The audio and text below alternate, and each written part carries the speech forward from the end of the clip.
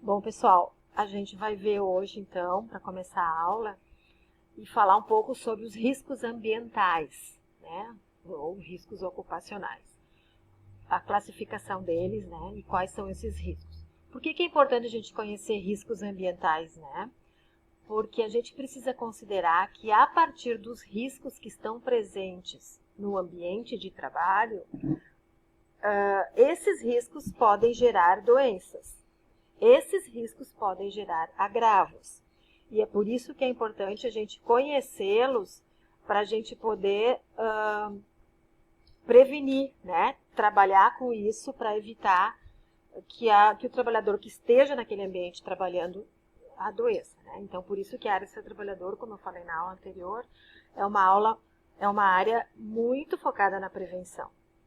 Bom, a gente está vendo aqui esse slide, né? Com 5 classificações, 5 grupos: risco físico, risco químico, biológico, ergonômico e risco de acidentes. Essa é uma classificação do Ministério do Trabalho.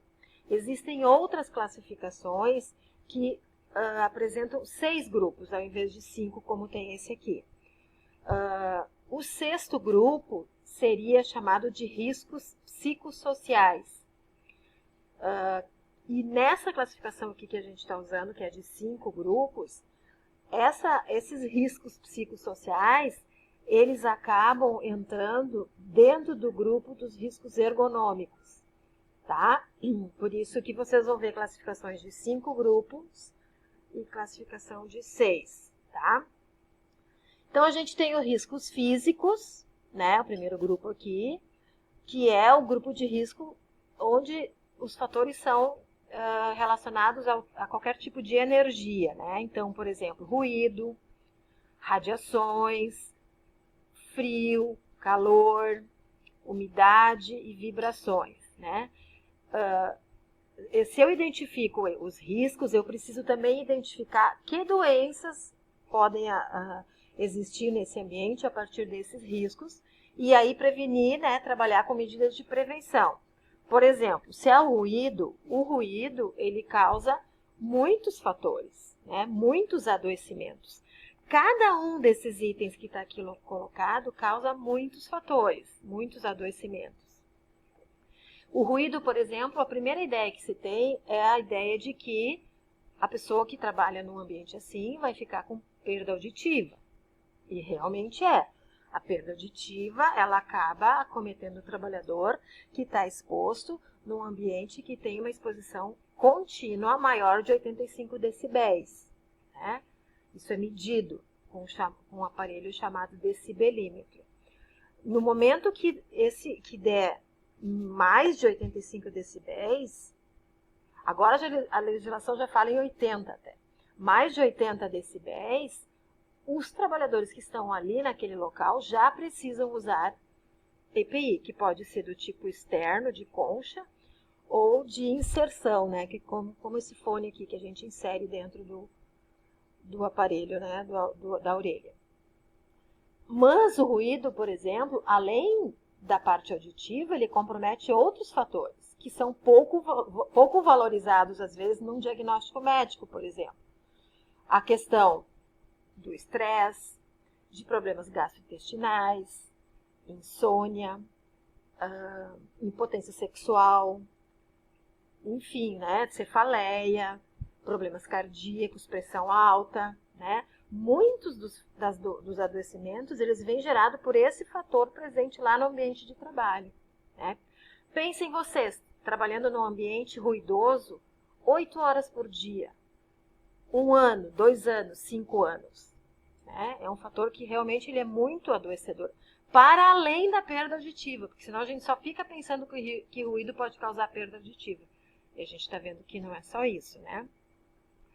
As radiações, né? Existem radiações ionizantes, radiações não ionizantes, tá? Radiação ionizante, por exemplo, é essa presente nos raios-x, né? Nas tomografias, nas mamografias, nos exames de medicina nuclear.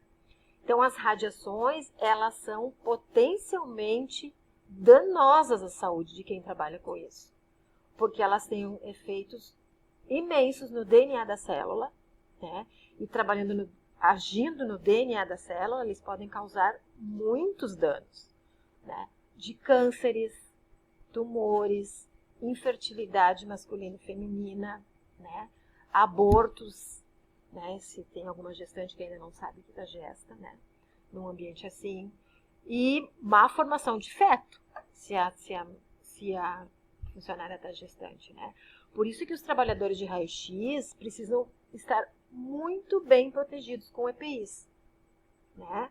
De chumbo, para evitar que essa radiação realmente passe, né? E que seja bloqueada por essa barreira de chumbo. Então, é avental de chumbo, é protetor de tireoide, né?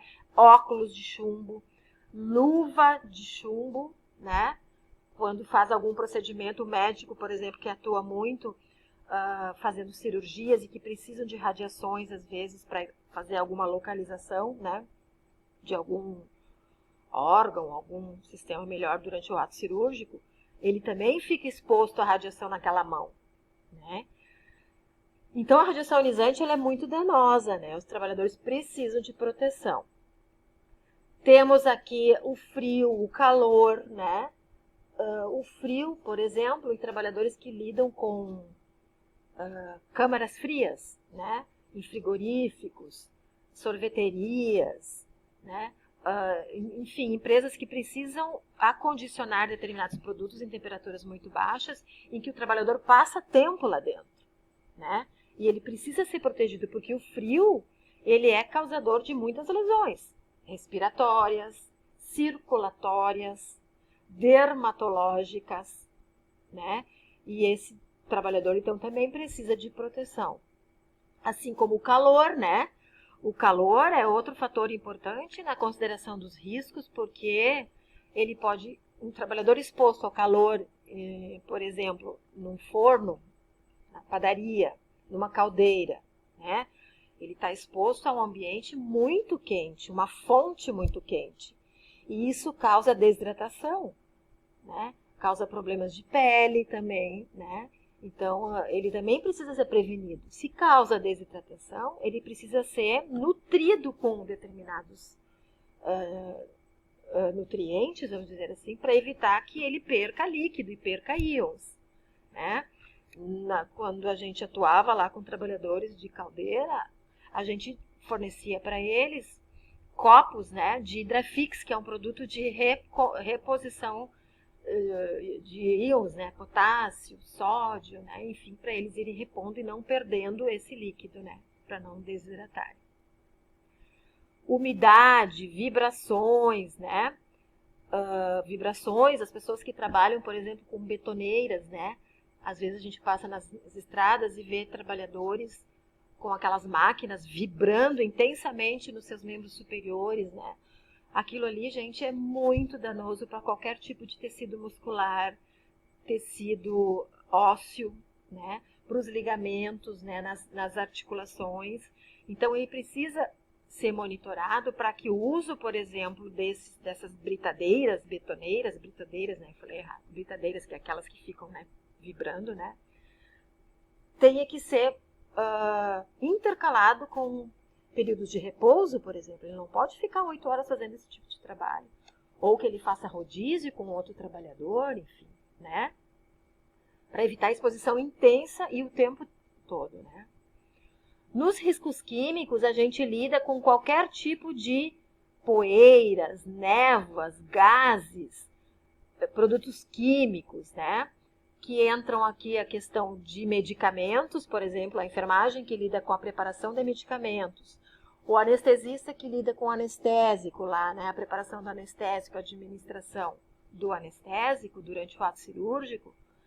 Medicamentos são produtos químicos, anestésicos são produtos químicos, graxa é produto químico, nanomecânico, gasolina, óleo diesel, né, agrotóxico, vapores, né, gases que a gente inala durante o local de trabalho, poeiras, por exemplo, de marmoarias, né?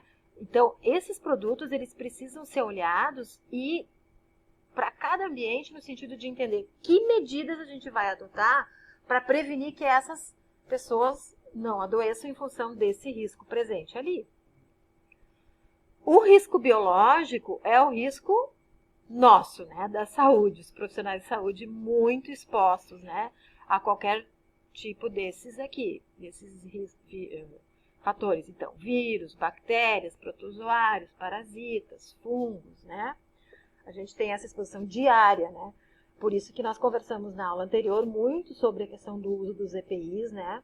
E do uso de medidas de prevenção, né, nos profissionais da saúde. E falamos muito na aula anterior sobre a questão da Covid, né, que está muito hoje sendo debatida, né? Não, mas não existem só riscos biológicos entre profissionais da saúde. A maior parte dos profissionais de saúde está exposta a risco biológico, né? E somos a categoria mais exposta realmente. Mas precisamos considerar também que existem outros grupos que não são da saúde, mas que também estão expostos. Querem ver? Manicures, o pessoal que recolhe lixo, né? Que está exposto a diversos tipos de descarte, por exemplo, que não são adequados. Quantas vezes eles se cortam, se picam com vidro, com agulhas descartadas em locais errados, né? Por outras pessoas. Então, existe o risco biológico para outras profissões também que não são da saúde. O risco ergonômico, aqui que ele envolve o que eu falei antes, tanto questões de postura mesmo, né, como esforço físico, levantar e transportar peso, postura inadequada, né, mas envolve também outros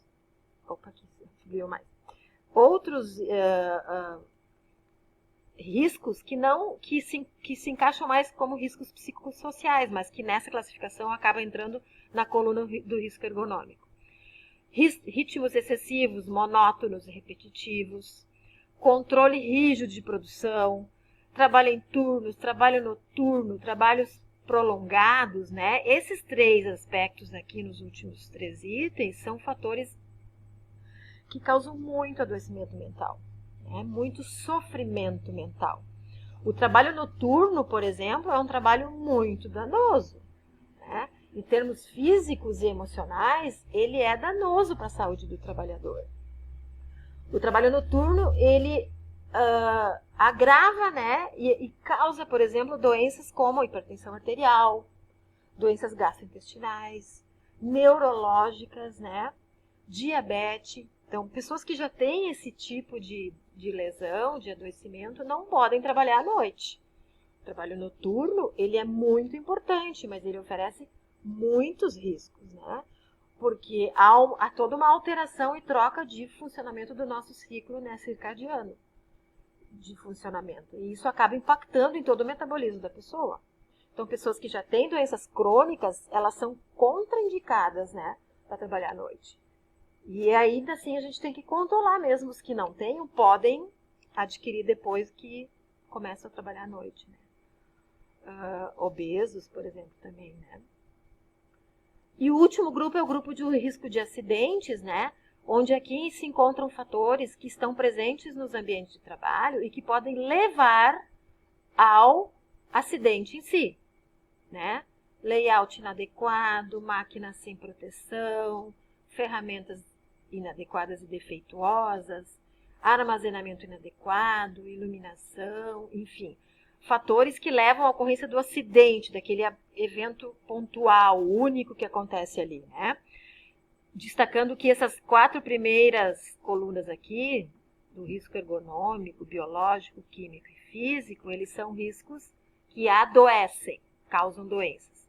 E o último, que causa acidentes. Ok, pessoal?